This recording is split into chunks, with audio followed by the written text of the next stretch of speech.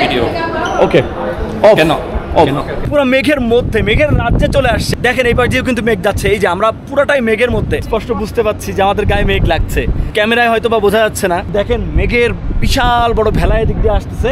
আমরা গ্যান্টিং আইল্যান্ডের সর্বোচ্চ চূড়ায়, শুধু গ্যান্টিং আইল্যান্ডের না, মালয়েশিয়ার সর্বোচ্চ চূড়া এটি।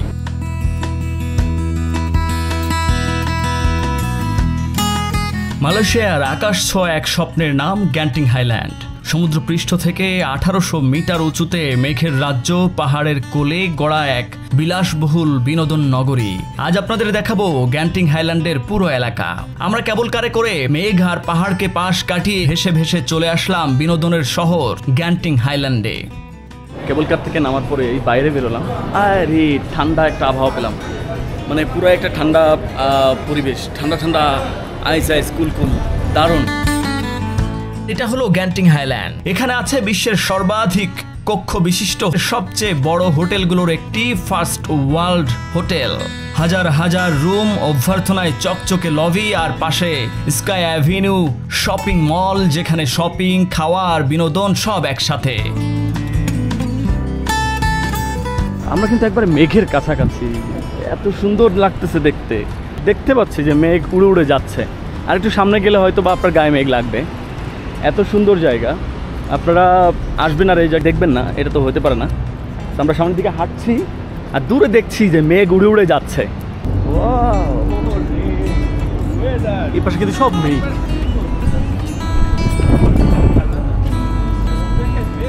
ও হাতে ধরা যাবে মনে হচ্ছে। আমরা গ্যান্টিং আইল্যান্ডের সর্বোচ্চ চূড়ায়, শুধু গ্যান্টিং আইল্যান্ডের না, মালয়েশিয়ার সর্বোচ্চ চূড়া এটি। এবং এখানে আসলে আপনার যে ঠান্ডা আবহাওয়া আপনাকে শিহরণ দিবে, সেটি দেখেন আমাদের পিছনে মেঘগুলো কি সুন্দর উড়ে উড়ে যাচ্ছে আমাদের একবারে হাতের কাছে। আমরা যা দেখেছি এবং যা শুনেছি তার থেকেও এই জায়গাটা অনেক সুন্দর এবং তার থেকে আকর্ষণীয়। স্পষ্ট বুঝতে পারছি যে আমাদের গায়ে মেঘ লাগছে, ক্যামেরায় হয়তো বা বোঝা যাচ্ছে না। আমরা কিন্তু মেঘের মধ্যে, একবারে ঠান্ডা বাতাস, সেই সাথে মেঘ উড়ে আসছে। মানে মূলত মেঘের কারণেই ঠান্ডা বাতাসটা, মূলত মেঘটাই হচ্ছে ঠান্ডা এবং বাতাসটা ঠান্ডা হয়ে যাচ্ছে। মাঝে যখন রোদ আসছে তখন কিন্তু আবার গরম লেগে যাচ্ছে। সো দেখেন মেঘের বিশাল বড় ভেলায় দিক দিয়ে আসতেছে। আমরা কিন্তু মানে বুঝতে পারছি যে আমাদের গায়ে মেঘ টাচ করছে। এত সুন্দর ফিল এখানে, মানে কল্পনাও করা যায় না। পুরো মালয়েশিয়ার এক ধরনের ওয়েদার আর এখানে এক ধরনের ওয়েদার। এখানে ওয়েদারটা একটু ঠান্ডা, এই ঠান্ডা ওয়েদারটা বিকেলের পরে আরও বেশি ঠান্ডা হয়ে যায়। এর ফলে এখানে যারা রাত্রি যাপন করতে যাবেন, রাত্রি যাপন করতে চাইলে আপনাদের অবশ্যই গরম কাপড় আনতে হবে। এবং গরম কাপড় আপনারা বিকেলের পর থেকে দেখবেন যে আপনাদের গরম কাপড় ছাড়া আপনারা বেরোতেই পারছেন না। কারণ এখন যে ঠান্ডা অনুভব করছি সেটিই আমাদেরকে মানে ঠান্ডা অনুভব দিচ্ছে এবং মনে হচ্ছে যেন আমরা শীতের মধ্যে আছি। দেখেন এইবার দিয়েও কিন্তু মেঘ যাচ্ছে, এই যে আমরা পুরোটাই মেঘের মধ্যে। দেখেন আমার কিন্তু পুরো মেঘ, পুরো মেঘের মধ্যে, মেঘের রাজ্যে চলে আসছে। আমরা বিভিন্ন উপন্যাস পড়েছি, কল্পনার জগতে, সাহিত্যের মধ্যে আমরা যে মেঘের কল্পনা করতাম, সেই মেঘের মধ্যে কিন্তু আমরা এখন চলে আসছি। দেখেন আমাদের সামনে দিয়েও মেঘ উড়ে যাচ্ছে।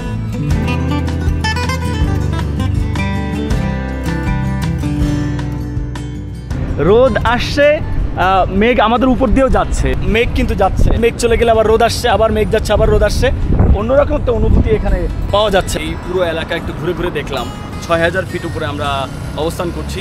এখান থেকে যে রাস্তাটা নেমে গেছে, এই রাস্তাটা এরকম ঘুরতে ঘুরতে ঘুরতে ঘুরতে ঘুরতে ঘুরতে একবার সমতলে গেছে। তো আমরা অনেকটা পথ এদিক দিয়ে হেঁটে হেঁটে গেছি। যাওয়ার পরে আমার যেটা মনে হয়েছে যে আমরা মেঘ মাঝে মধ্যে আমাদের গায়ে এসে লাগছে। দেখুন বিল্ডিংগুলো মেঘের ভিতরে একবারে আচ্ছাদিত হয়ে গেছে। খুব স্পষ্টভাবে দেখতে পাচ্ছি আমি, যদিও ক্যামেরায় কতটা স্পষ্ট বোঝা যাচ্ছে ঠিক জানি না, তবে আপনাদেরকেও দেখানোর চেষ্টা করছি আমার চোখ দিয়ে। আপনারা যতটুকু ভালো দেখতে পারেন ক্যামেরার চোখ দিয়ে ততটুকু দেখার চেষ্টা করছেন। নিশ্চয়ই আপনারা বুঝতে পারছেন যে কত সুন্দর এই জায়গাটা। সাবধানতা বজায় রেখে কাজ করবেন। ওকে, আপনারা কি এই বিল্ডিংয়ে কাজ করেন? ও, কতদিন আছেন এখানে? এখানে মেলা দিন আসতে বলতে মেঙ্গের তো ঢুকে পরে যেতে হবে। ওকে, যে কোনো লোকে দেয় তার ভাষা ইংলিশ করে সমস্যা নেই। হ্যাঁ হ্যাঁ, ওকে। আপনি কি করেন? এই আমরা কাজ করি ফরেস্টেশন জগতে কাজ করি। ফরেস্টেশন। আচ্ছা, ভাই বাড়ি কি বাংলাদেশে? কোথায়? চিটাগাং। ও, পরিচয় দিচ্ছেন না ভাই? চিটাগাং ভাই, চাটগায়া। চাটগায়া, চাটগায়া। ওকে, হ্যাঁ, ওকে ওকে, আল্লাহ হাফেজ। গ্যান্টিং হাইল্যান্ডের শুরুটা 1965 সালে। তান শ্রী লিম গোহ টং নামের এক চিন্তাশীল উদ্যোক্তা স্বপ্ন দেখেছিলেন পাহাড়ের কোলে এক বিনোদন নগরী গড়ার। আজকের আধুনিক গ্যান্টিং তার সেই স্বপ্নের আধুনিক রূপ। তবে এটা শুধু বিলাসবহুল শহর না, এটি মালয়েশিয়ার পর্যটন শিল্পের অন্যতম স্তম্ভ। এখানে আবহাওয়া সারা বছরই শীতল ও মনোরম, তাই চাইলে গরমে স্বস্তি পেতে শহর ছাড়িয়ে এখানে এসে মেঘে ভেজা এক রোমাঞ্চকর ছুটি কাটাতে পারেন। গ্যান্টিং হাইল্যান্ড কেবল একটি পাহাড়ের রিসোর্ট নয়, এটি একটি পূর্ণাঙ্গ বিনোদন নগরী। এখানে আছে বিশ্বখ্যাত মালয়েশিয়ার একমাত্র বৈধ ক্যাসিনো। আমরা এখন গ্যান্টিং ক্যাসিনোতে যাচ্ছি। এই সিঁড়ি বেয়ে সামনে উপরে গেলেই গ্যান্টিং ক্যাসিনো। এটি হচ্ছে, এই জায়গাটি হচ্ছে ক্যাসিনোর জন্যও মানে বিখ্যাত। এই যে আমরা ক্যাসিনোর গেট পার হচ্ছি, ভিতরে ক্যাসিনো রয়েছে। এটি মালয়েশিয়ার একমাত্র বৈধ ক্যাসিনো। দিন রাত এখানে থাকে হাজারো পর্যটক, কেউ জয়ের আশায়, কেউ নিছক কৌতূহলে। ভিতরে ক্যামেরা প্রবেশ নিষেধ, তাই কিছু দেখাতে পারলাম না।